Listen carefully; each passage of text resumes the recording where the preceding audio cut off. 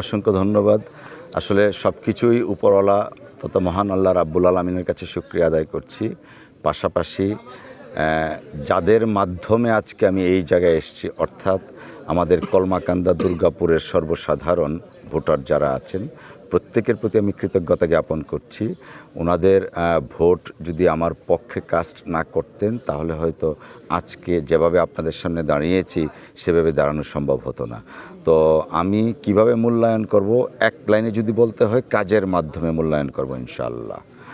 আর যেহেতু সংশ্লিষ্ট মন্ত্রণালয় নিয়ে একটা কথা বলেছেন, এই মন্ত্রণালয়ের ব্যাপারে শুধুমাত্র এইখানে না, সারা দেশেই এই মন্ত্রণালয়ের পার্টিকুলারলি এই অফিসগুলোর ব্যাপারে অনেক ধরনের অনেক কোয়েশ্চেন আছে।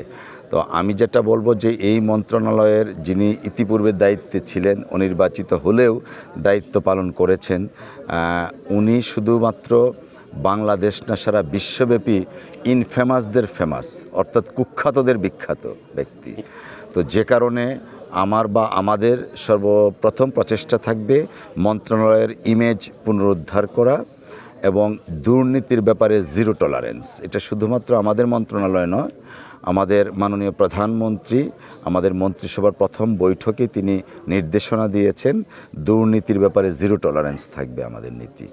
আর খাল খনন, পুকুর, জলাশয়, এগুলোর ব্যাপারে আমাদের সরকারের পক্ষ থেকে 180 দিনের একটা প্রকল্প আছে। 180 দিনের মধ্যে আমরা অনেক কিছু ইনিশিয়েট করব।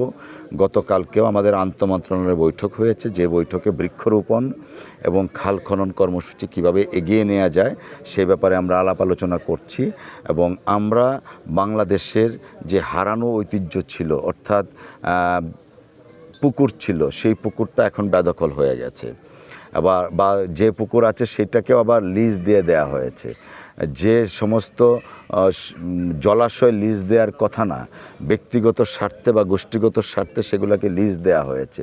তো সমস্ত বিষয়গুলো সবাই মাত্র দায়িত্ব নিলাম, আমরা দেখব, দেখে জনবান্ধব, হ্যাঁ, এবং আমরা একটা নির্বাচিত সরকার হিসাবে জনগণের কাছে আমরা দায়বদ্ধ।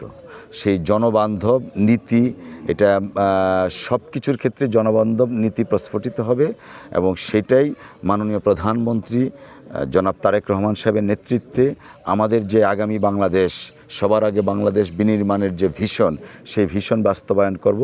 সেই ক্ষেত্রে আপনারা যারা প্রিন্ট এবং ইলেকট্রনিক মিডিয়ার সাংবাদিক ভাই বোনেরা আছেন, আপনাদের সহযোগিতা দরকার, পাশাপাশি জনসাধারণের সহযোগিতা দরকার। কারণ আমরা আসলে এটা একটা পার্টনারশিপ, দেশটা সরকার পরিচালনা, হ্যাঁ হয়তোবা মন্ত্রী হিসাবে আমি শপথ নিয়েছি, কিন্তু এই মন্ত্রিত্ব তো আমার একার না, জনগণের মন্ত্রী এটা, এবং জনগণই সকল ক্ষমতার উৎস।